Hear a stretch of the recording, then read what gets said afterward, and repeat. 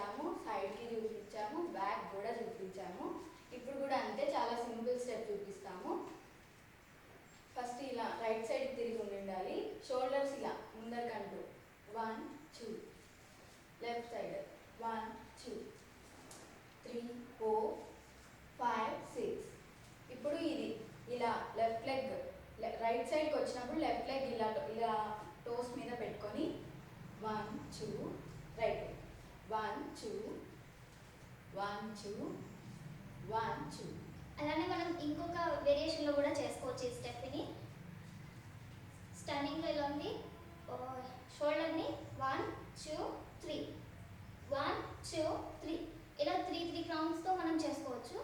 1 2 3 1 2 3 1 2 3 1 2